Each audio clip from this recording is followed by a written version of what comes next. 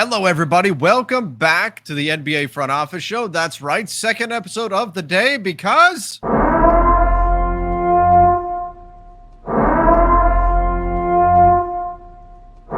have an early trade to announce. That's right, an actual trade, not Ja Raff this time, like in our last episode. Ja Raff. But It's going to make me laugh for days. This time, it's Jerami Grant. He's finally being traded, and it's the Blazers picking him up for a 2025 first. Now, we need to break this down because the initial knee-jerk reaction around social media was, for what? That's all it took to get you. Why didn't they just trade him back at the trade deadline? You would have got way more than what they got here. It's a Milwaukee Bucks 2025 first. That's what the Pistons get, and they send Jerami Grant to the Portland Trail Blazers. So I guess, Keith, let's start with the Blazers side of this, because I think that's Sure. the easiest side of this to break down. What are the Blazers getting in Jerami Grant? How does this help them? And how does this change the perception of the stuff they did at the trade deadline in terms of opening up that cap space? Yeah, so for Portland, because how they're going to bring Jerami Grant in, this trade is going to happen now-ish. There's even some suggestion with the wording, because Woj, who had the initial news, said has traded versus has agreed to trade or anything like that. So this may actually already be done. Yeah. As far as we know. Generally, just disclaimer for everybody, the way you really know it's done is when the teams tweet about it. Then you'll know for sure. But because this is getting done now, that means that Portland's using that CJ McCollum trade exception that they have, and that is just over 20 million, about 20.8 million, and that's going to be how they bring in Jerami Grant and his just over $20 million salary for this current league year. Yep. So that's how they're gonna accomplish this trade. What it does for them. Bringing in Grant, the player, versatile forward, can kind of do a lot of things with the ball in his hands on offense. He's been a very good versatile defender for the vast majority of his NBA career. I think his efficiency has slipped some in his 2 years in Detroit. For example, his last year in Denver, he was at 48% from the field, 39% from three.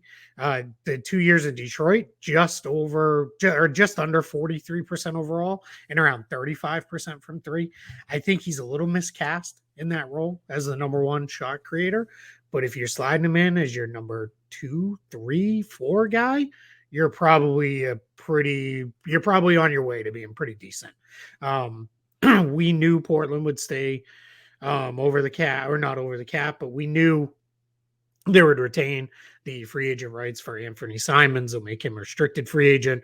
They'll be able to re-sign him. And now staying over the cap, they can stay over the cap and keep Yusuf Nurkic on the books if they want to, and get him re-signed to a decent contract to come back and be their starting five. We'll see what it becomes. I still think they waive eventually Eric Bledsoe and move on from him, because I don't think there's any place for him on that roster, but they've still got Josh Hart. They'll guarantee his contract. So Portland's on their way. They're far from done, but they're at least on their way a little bit. Yeah, I mean, I think this is a nice deal for them, in particular because they didn't give up the number 7 pick. Mm-hmm. They didn't give up. They got Jerami Grant, didn't have to give up the number 7 pick. The pick they gave up, I think, is much less valuable than that pick would have been. And that was the pick that most of us assumed would be the one to go to Detroit in exchange for Jerami Grant. Now, we had heard at the trade deadline that the Pistons were looking for 2 firsts. And given we talked about this on our show earlier today, that the market for wings, there just aren't many out there. So what did Detroit get here beyond a future Milwaukee Bucks first round pick? Because on the surface, that seems like an underwhelming return and like a really great trade for the Blazers. Yeah, and let's be super clear on that Bucks pick too, because there's some nuance with that one. That pick is actually from the Bucks to the Pelicans. It went to the Pelicans in the Drew Holiday trade, and then that was part of the CJ McCollum trade. That pick was traded to Portland in the CJ McCollum trade. In that deal, because now remember a couple years ago this changed. Teams can add protections to picks that aren't their own. New Orleans added protections to it. So if that pick finishes 1-4, it goes to New Orleans. If it finishes 5-30, that pick goes now to Detroit via New Orleans, via Portland to Detroit. So that's just a little bit of nuance there because there's potential. I don't think the Bucks will be the top 4 worst team in the league in 2025 by any means, but if Giannis leaves and things go sideways, maybe. But yeah, Detroit didn't get the big return. I know that had been, like you said, they wanted 2 first-round picks. There was all this talk of, well, maybe the 7th pick and those kind of things. And I think that kind of says the combination of Jerami Grant he's not really a number 1. He's more of probably a number 3 on a really good team and maybe a number 2 on a simply good team. And the fact that then he wants paid. He, has very openly been reported by multiple different people. He wants an extension and he wants 4 years, $112 million extension, which that's just under the max, but it's, that's still a lot of money. That's $28 million a year. So that says to me his trade value just wasn't where people want it to be. Now, what did the Pistons really get? The Pistons created the ability to get up to about $56 million in cap space this summer. Will they actually get to that number? We'll see. That depends on some of the team options that they have to decide on. Frank Jackson, Hamidou Diallo, renouncing some of their other free agents. But they're going to be somewhere in the $40 to $56 million range, cap space wise. My guess is, because you're probably seeing the $43 million figure floated around a lot. I think Woj actually reported that in his initial reporting. My guess is because there's probably already something in place to re-sign Marvin Bagley III, and that'll take away from some of the overall cap space that the Pistons can create. But still, whether it's 43 or 56, that's a significant amount more than the next highest team, which I project to be the Orlando Magic at just about 28 million in cap space. So, yeah. So on one hand, you look at this and you think, that's great they freed up that much cap space, but is Jerami Grant really a dump for cap space kind of guy? Well, it depends on what they do with that cap room. So this is the kind of trade where from the Blazers side, we can already say like, hey, this is what they said they were going to do. They were going to add pieces. They were going to try to build a team that can win right now with Damian Lillard on board.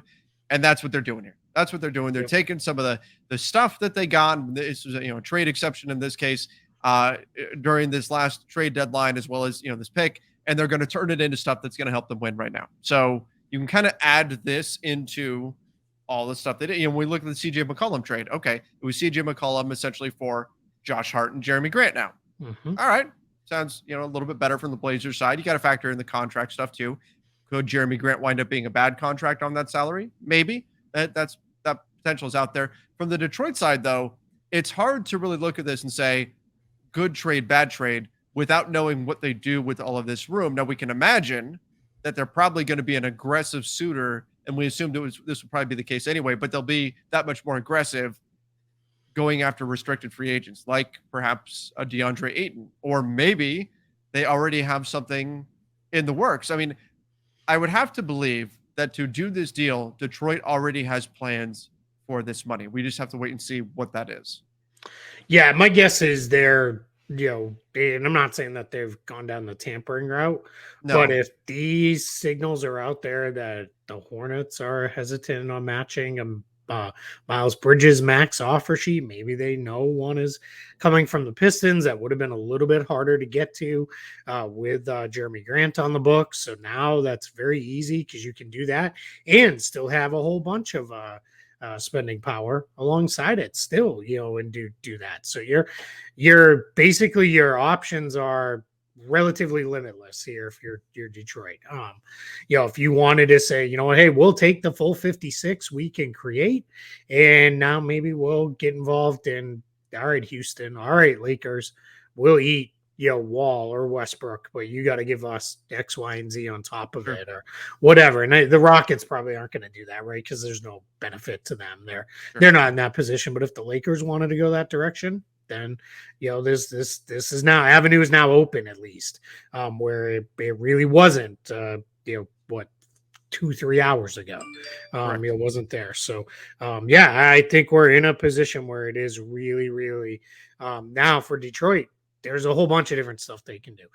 Even if they don't get involved on one of the big restricted free agents, they could still do something along the lines of, all right, hey, we like, these 4 guys, and we're going to overpay all of them for a year. We're going to give a whole bunch of guys, $15 million contracts. The JJ Redick strategy, right? Mm-hmm. Yeah, exactly. And then, maybe that's enough to boost us into contention. They still have the 5th pick in the draft.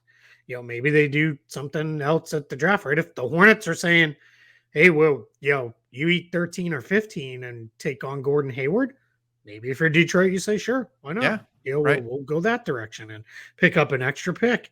I want to go back to something on Portland too. Huge for Portland. They kept 7, right? So Portland's now in the mix, still at 7 with whatever they want to do. And my guess is that's probably now more than before on the block, right? And open for trade with that number 7 pick, because why not?